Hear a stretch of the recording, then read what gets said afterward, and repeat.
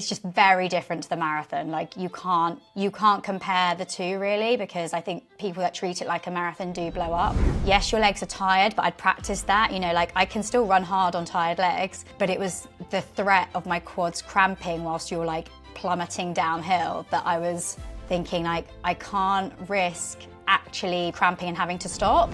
I am really happy with the result, but it's almost like now that's a baseline for me and I can build on that and get more experience and, you know, hopefully go better next year. I will be back next year. Hello and welcome back to 5 Miles Easy. Today I'm in London, but Steph is in sunny South Africa again because, as many of you will know, she has just raced at Two Oceans Ultramarathon, where she finished an incredible 10th place, which earned her a prestigious gold medal. Now, if you are aware of Two Oceans, you'll know what an insane achievement that is. But for those who don't know it, here's a little context. Two Oceans is a 56-kilometre ultramarathon, and along with Comrades, probably the most prestigious race in the South African calendar. But it's not just the distance that makes it so brutal, it's also over 2,000 feet of elevation gain, a lot of hills. Steph finished the race in 3 hours and 55 minutes, which means an average pace of 4:13 per kilometre, which just blows my mind when I think about running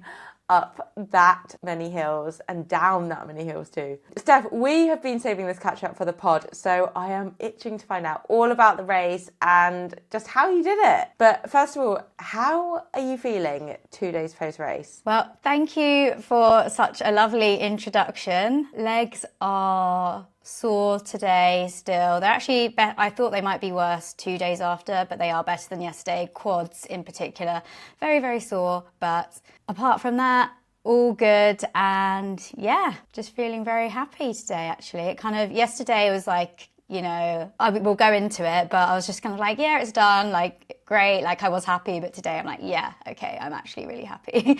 Can kind of relax for a bit and then, you know, work out what's next. So it's exciting. Yeah, I mean, I would be surprised if your quads weren't sore after that, to be honest. First of all, let's actually rewind and talk about the race prep, because I want to understand how you prepare for that kind of race. First of all, the ultra distance, but also the hills, because it is a bit different to the flat fast marathons that you've done before. We've spoken a bit about this before on the pod, and you've said that your training hasn't actually been drastically different to your other marathon build-ups. But were there any sessions that were specific to Two Oceans training that gave you confidence in the race? Yeah, definitely. So like you said, a lot was very similar to marathon training, but there were some sessions where I would do those when I was training for a marathon, but we tweaked them slightly to cater for the fact there would be hills and I was running further. So one of them was a 30k progression run, which I did twice, and I would perhaps do that in a marathon build, but I would do it in Bushy Park, which is basically pan flat, where it's split into 3 by 10k continuous, and then every 10k you speed up. But this time round I did the session around Richmond Park, which the elevation gain isn't anything really like the race, but it's hillier than being flat. So it definitely gets tough when you're trying every 10k to get faster and you have hills in the mix. So both those sessions I did, they went well, and when I'm planning what I'm going to think about during the race, one of the things is thinking back to those sessions that gave you confidence. So that was one, and another was time on feet run. So just a long run, as you would for a marathon, where you might run for, I don't know, 2.5 hours, 2 hours 40. This time round I was running 3 hours. I did one that was 3 hours 10, and the pace, even though it's not at like marathon pace or anything like that, because that would be crazy, it's still quite a steady pace. And I did those runs in the Surrey Hills, so I made sure I was getting some hills whilst I was running for over 3 hours.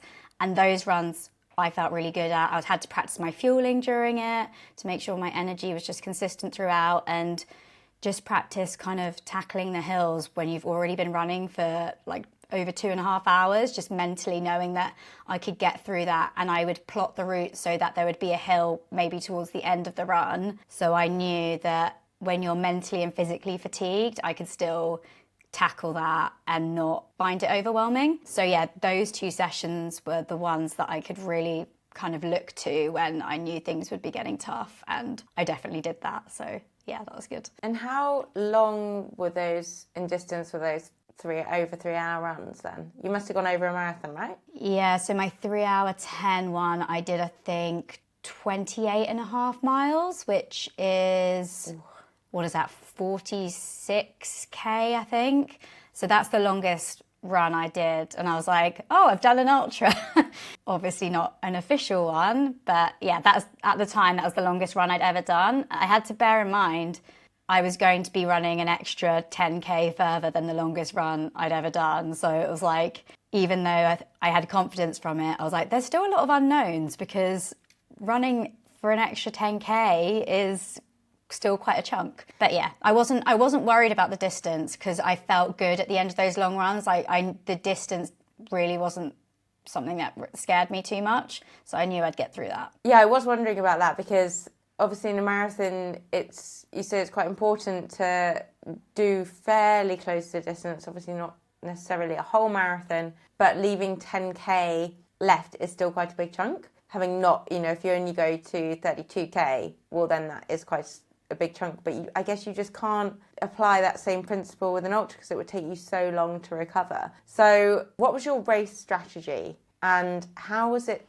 different to what you do for a marathon? Yeah, it was really interesting actually, because I know quite a few people that have done this race, which was so helpful for me, because they honestly broke it down to me in sections. They're like, the first basically 10 miles are kind of a straight road is fast, and then you kind of go around the coast and it's still pretty flat, so you can run like the first half marathon really fast. Like you could run a half marathon PB on that course, which means that a lot of people do go off too fast, because you think, oh, I feel great. I was told it's really a race of managing your effort, because the first sort of big climb is at 30k, and you want to be feeling good at that point to like kind of cruise up that hill and then down the other side, and still feel good enough that when you get to the marathon distance is when is the biggest climb, until 46k. So you don't want to be feeling like by the time you get to that point that you've just smashed a great marathon, but you've got nothing left for this climb. So yeah, I was told multiple times, do not go off too fast. You're going to want to, but just hold back. It's going to feel super easy. And so I had that drilled into me, and I just knew I would definitely not go off too fast, because I was like, there's just I know I don't want to ruin this. And I think that was actually really nice for me, because we've spoken about my marathons before, and I think the biggest thing with marathon that scares me is the pace, and knowing that from the gun you're kind of going at this pace that you can be confident with your training, but I still think for me it's like, but what if I can't hold it? And it's kind of almost hard from the start. Whereas that didn't scare me this time, because I knew the pace that I was planning to start at, which was around 6:25 pace. I was like, I know that pace will feel really easy for me, especially when it's in a race situation. It's going to feel like a jog. So that didn't scare me. And then I wasn't too, because of those long runs I've done, and I had done some runs out in Cape Town when I've been here in January, and then I was here for a couple of weeks before the race where I did some hilly runs as well. Like, the thought of the hills didn't scare me either, because I feel like the training I'd done had kind of prepared me mentally and physically. So yeah, my race strategy was just to go off at a sort of conservative effort, but you're still clipping along, and then kind of cruise up the first hill, like try and keep that effort on the down, not push it on that first down, and then have enough energy to get to the top of the next really big one. And then you've got 10k to go, where it's like rolling downhill. So you're kind of going down quite steep, but then there are a few inclines still all the way to the finish. And that's when at the top of that hill, just go for it for the last 10k. So I was like, okay, I'll get to the top and I'm just gonna like smash it all the way to the finish line. Yeah, that last 10k was very, very, very hard on your legs, which I was warned about as well. So I kind of expected that. It's just very different to the marathon. Like you can't compare the two really, because I think people that treat it like a marathon do blow up. Yeah, I mean, I cannot imagine finishing a marathon and still having that distance to go.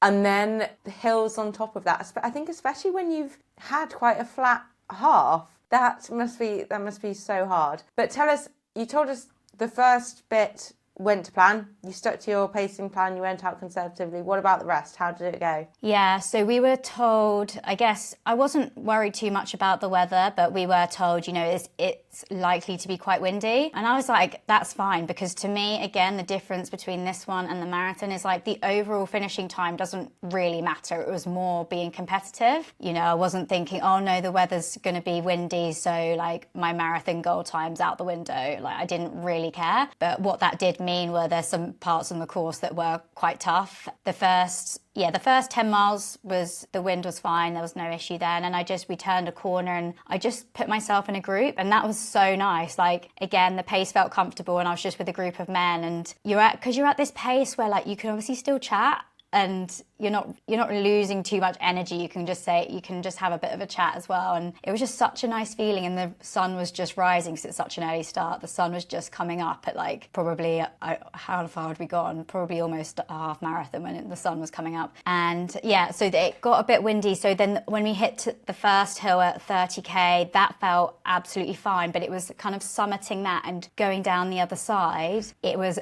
the biggest headwind. And I was like, oh, like you want to be able to just like kind of fall down the hill without really trying. But it was along the coast. It was beautiful. I was honestly like, I wish I had those sunglasses that have a camera in them, because it was so nice. I just wanted to take photos. But yeah, going down this hill along the coast, it was just a massive headwind, and that made going down the hill actually really hard. Just because you don't want to fight it at that stage. Like I said, I wanted to conserve my energy. So I was just kind of letting my body do what it wanted to do without pushing. Eventually got to the next the bigger hill that I spoke about. And that's when I overtook the person that was in 10th place. And I was like, yes, someone's gone off too fast. So I was like, I knew I was 10th woman because you had people, shouting at you the whole way. And my legs were getting tired, but like mentally this hill was no issue. Like it's long and you're like, you want to get to the top, but I felt fine doing it physically. And it was when we kind of got to the top of that hill, I felt my calves kind of go, because it was just the change of gradient. As we flattened off, my calves just went, and I was like, oh no, like please don't cramp. And then like you kind of start going down, and my quads were doing the same thing. And I was like, oh, like this was the part of the race where I really wanted to go for it, because energy-wise, I felt great. Like my fueling had been great. Yes, your legs are tired, but I'd practiced that. Like I can still run hard on tired legs, but it was the threat of my quads cramping whilst you're like plummeting downhill that I was thinking like, I can't risk actually properly cramping and having to stop. So I was just it was really painful, because you're kind of holding back, but you're going downhill. And there was still 10k to go. But yeah, I mean, I didn't slow like dramatically, but I really wanted to be able to go for it. So that's just the one part of the race where I was like, what could I have done differently? Like maybe in my training, or just maybe it's luck as well, just how your body responds on the day, where my quads didn't want to do that. Yeah, and I suppose a lot of it is your first time going over that distance. So maybe part of it is just your body slightly objecting to having never done that before. I know a lot of people in their first marathons get cramping in the latter stages, and it is just, well, you've never done it before, so your body's like, what the hell is going on? Yeah, that's so true actually, because by the top of that hill would have been like equal to the longest run I'd ever done. And then so anything beyond that point was like, this is unknown territory now.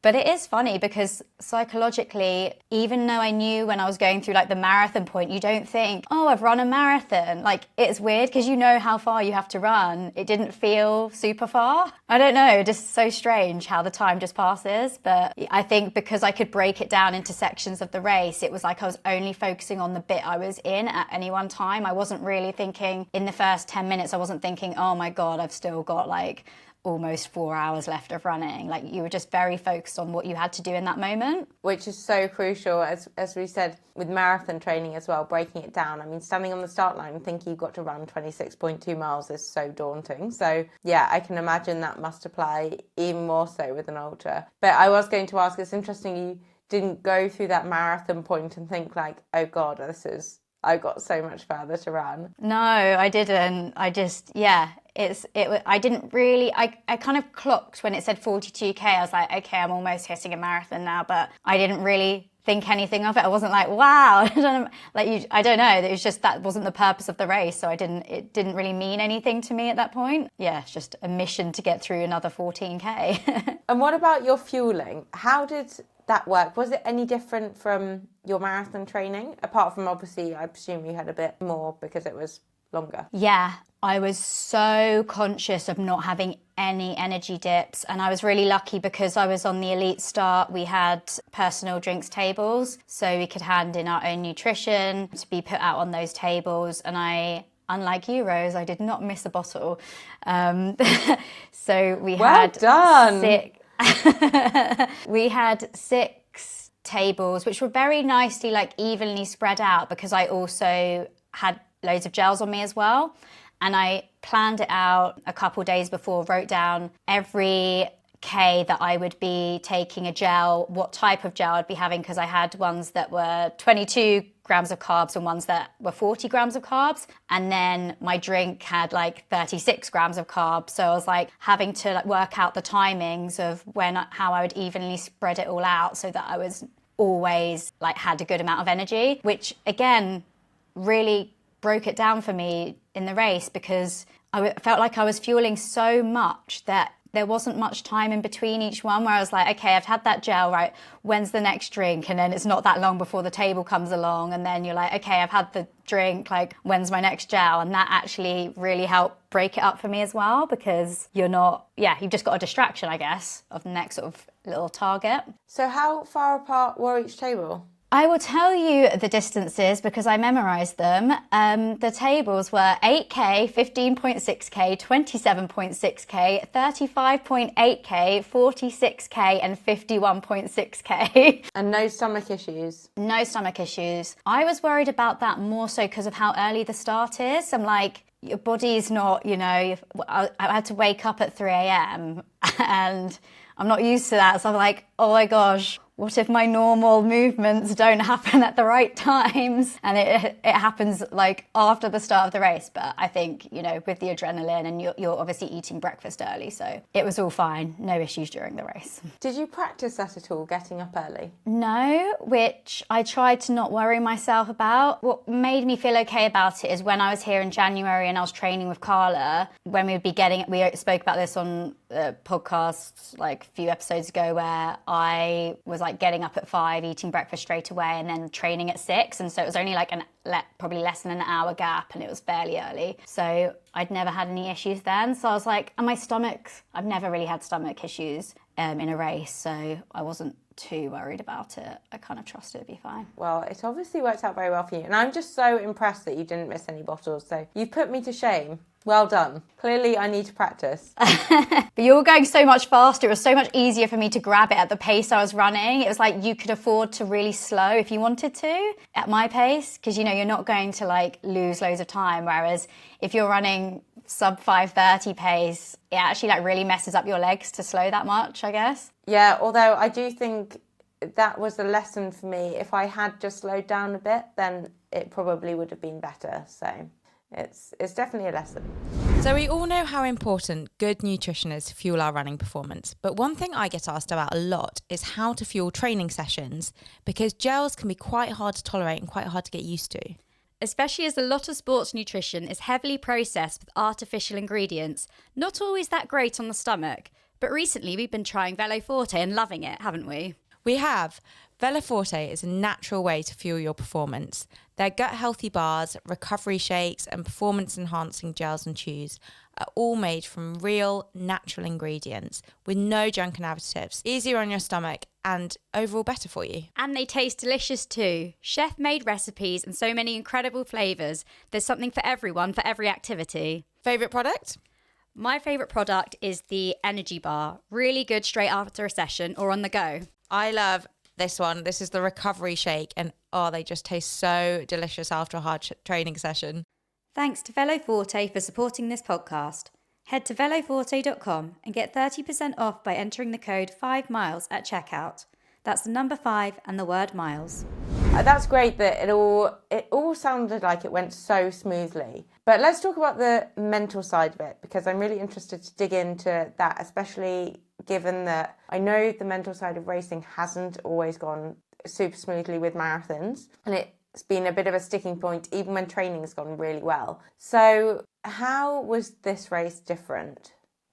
I think, well, like I said, I think a lot of the worry I've had with marathon is that I put pressure on myself because I've trained well for them. I kind of know what I'm capable of in terms of pace, but there's so many variables on the day and that can affect your pace. And I just think being that much slower at the start just didn't worry me as much. I didn't have that worry about pace. I think that was a huge thing. And also, because it was my first ultra, I kind of thought, well, I've got nothing to compare it to, and there's no expectation on me. Not that there's an expectation on me for a marathon, but I feel like I know what I'm capable, others know what I'm capable of over the marathon. So it's like almost, if I don't run that, it's like, oh, well, like she didn't really have a good day. Whereas if I didn't have a good day 2 days ago, no one would really know. So I think there was that, like the expectation going into it. But having said that, I still had to use all the tools that I'd been practicing over the last year, and I made sure I had a psychology session the day before the race to make sure it was really fresh in my mind, and I wrote down a whole list of things just to kind of remember, and as you've done is like break it into sections of what you want to think about in each bit. So the start of the race for me was taking really deep breaths, because I know that's kind of probably what's triggered me having a stitch in the past, and I know now, like, if I just don't shallow breathe, because when you're nervous and stressed, you just breathe a bit lighter. So I just make sure I'm taking really deep breaths, and like even when you're running, just being like and it might feel stupid, but like it really helps me relax. And I do think when it came to the race, like probably the first, you found this as well at Chicago, I'd say probably the first 2 or 3 miles actually felt the most stressful for me, because I was really having to like remind myself, like, you're fine, relax, this is the start, like you're going to enjoy this. And I had to like, it took a little bit of time for me to mentally get into the race, because I was almost just reminding myself of all these things, and it can be a bit overwhelming. But once I kind of had relaxed and I found a little group, I was like, okay, this is great. Like, this is going to be good. I'm enjoying it. Reminding myself to smile. Smiled so much, and it was not hard to, it was very easy to smile the whole way, because the crowds were just so much fun. The course was just so beautiful, and like, it was just really exciting. So yeah, I smiled the whole way, and it was actually really good timing. So the tip that my psychologist gave me the day before, which I think could be useful for a lot of people actually. He was saying there's a video of like a toddler screaming in a supermarket, and either the mum reacts to the toddler, which winds the toddler up more, or the mum ignores the toddler, and then the toddler's not getting the reaction, so it stops. And it's like, that's kind of the same as the chimp in your brain, like the emotional side, where it might be like, oh, like something hurts, like you're not feeling too good, or like starts panicking about things. But then you rationally need to be like, okay, I hear you, but that doesn't matter. We've got a plan and we're going to stick to this plan. It's okay. And I was reminding myself of that during it, like, okay, you seem to be panicking a tiny bit right at the start of the race. Like, what is the problem? It's fine. And then I was like, yeah, it's like, I'm going at a very comfortable pace. This is fine. There's nothing wrong at this moment. Just like relax and enjoy it. And it just went away. Like I think it was such a useful tip to have. So I love that strategy. Yeah, I think it could be useful for a lot of people, because you can apply it to so many things. So the main reason I learned it was I was really worried about sleep, not the night before, because I was like, whatever, like I have to wake up so early, it doesn't matter. But I was so stressing about banking sleep. And it meant that earlier in the week, my sleep was terrible. And I was like, oh my God, I've done all this training. I've been feeling amazing. And I've ruined the race because I can't sleep. And I was like, I was just catastrophizing it. Then I did sleep well, but I was talking to the sports psychologist about this, and that's why he brought it up, because he was like, you're trying to sleep and you've got this like chimp being like, oh no, like you've ruined it all, like this is going to be terrible because you can't sleep, you're going to have 1 hour sleep tonight. And then me, when I was panicking over it and getting stressed, like, oh my God, I can't sleep, that was just firing everything up. Whereas then when I actually just relaxed and was like, okay, well, I'm awake, but it's fine, like just stay still, that's when I would fall asleep because I wasn't responding to the kind of emotional side of it. And yeah, so that's why he gave me that tip. But you can just apply it to so much, which I think was so useful. I can so relate to that because there are so many times in training and sometimes in races where I get that sort of panic feeling that it's almost panicking about the fact that I might not feel good later down the line. And then when I actually stop and check in with myself, I'm like, what is the problem? I'm actually fine right now. I'm thinking it might hurt in 5K, but I don't know that.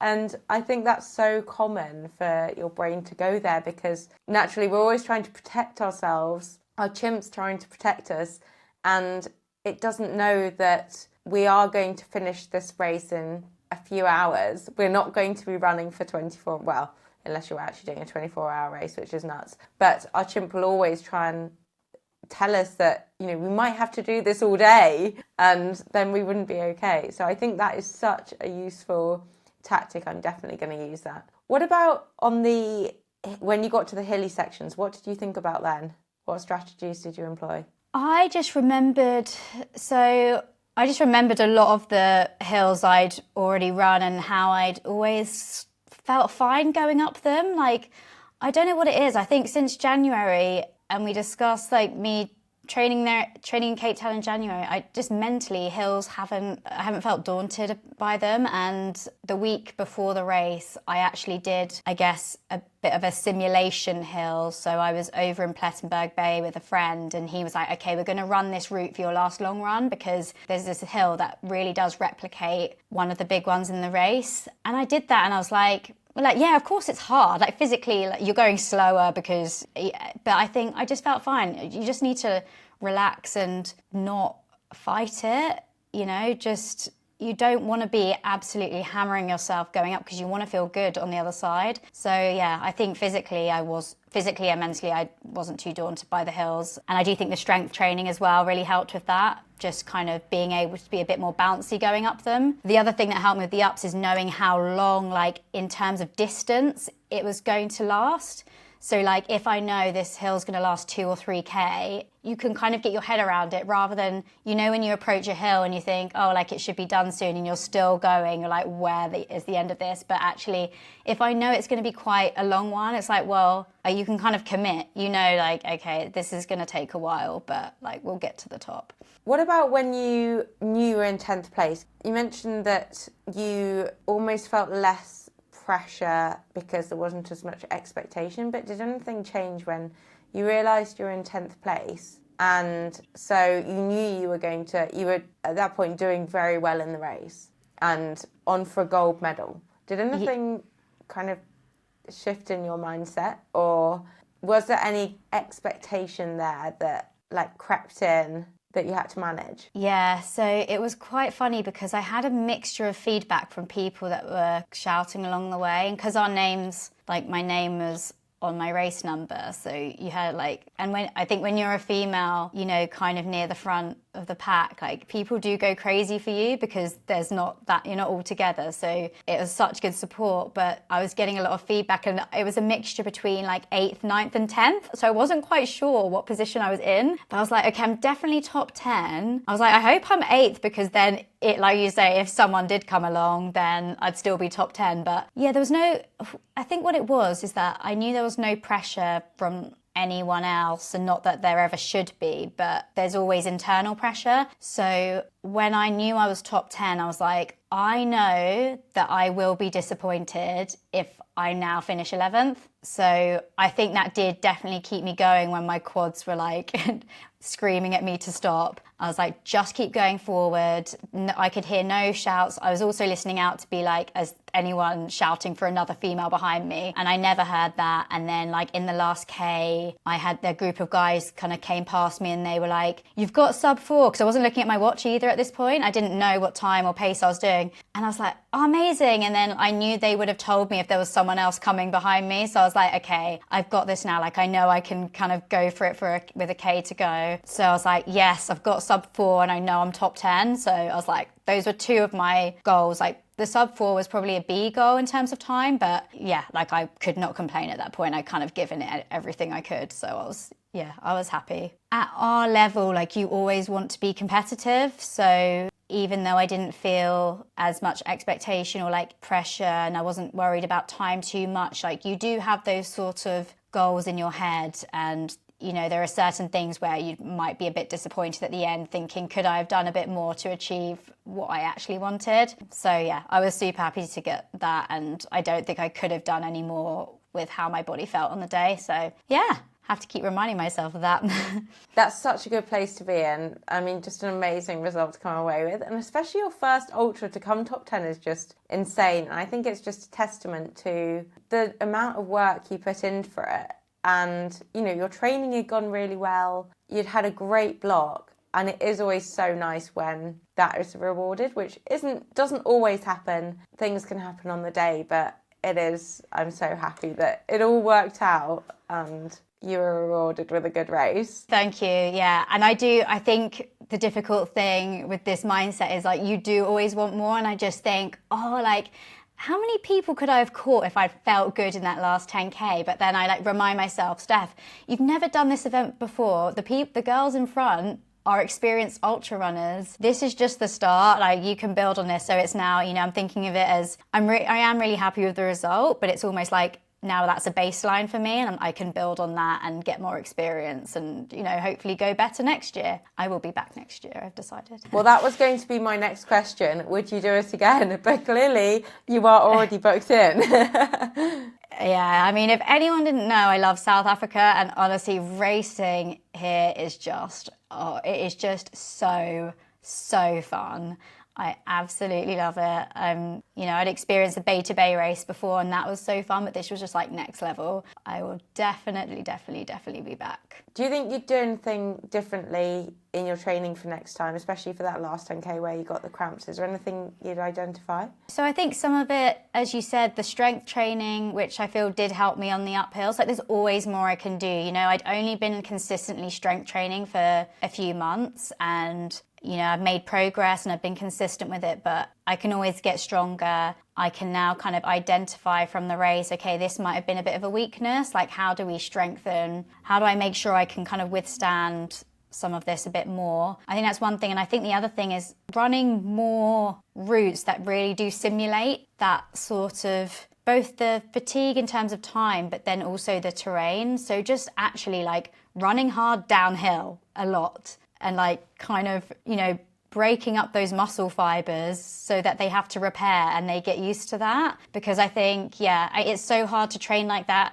in London. There's not enough hills, but you can do more where, okay, like you do find a hill and you've just got to like, there's nothing that can kind of prepare you for that other than actually practicing doing it and your muscles will adapt. So I think that's one of the things. And then, I don't know, nutrition wise, like I was very well fueled throughout, but I don't know if there's anything like, you know, people take different supplements that could perhaps help with cramping and stuff. So I didn't take anything in particular that would eliminate it other than making sure that I was hydrated and had enough electrolytes. Those are the things that kind of reduced the risk, but there's obviously other things you could do. So exciting. I mean, as you said, this is now, the first one's done and you can just build on it. So I am very excited for next year already.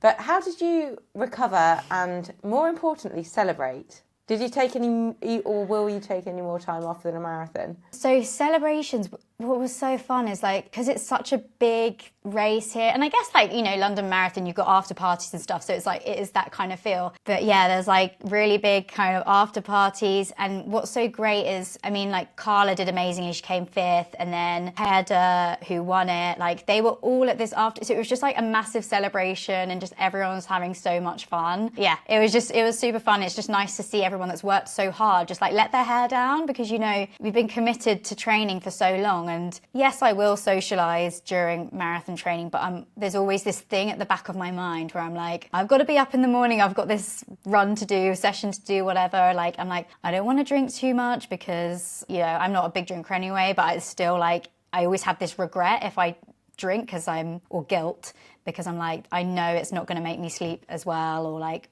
it would just hinder my recovery. So it was just really nice to see everyone just like, it doesn't matter for today, like we've just all done this amazing event, like let's just celebrate, let's have a few drinks, and we don't have to be up tomorrow to train. So yeah, it was just such a good atmosphere. And then in terms of recovery, I don't really know what's next yet. So it's kind of nice that I can just take a bit of time to like enjoy running for the sake of running, rather than be like jumping straight back into thinking, oh, I've got this race coming up in a few weeks, so I need to kind of rush back. So I think I'll take a bit of time to just like recover physically and then work out what I want to target next. But recovery for me, so I have actually I've already gone for a short, very slow run, just because my quads are so sore that actually being still for ages makes them worse. So if I force myself to just move them, I feel so much better after I've done a little jog. So I've just been doing that, but yeah, I'm not going to be doing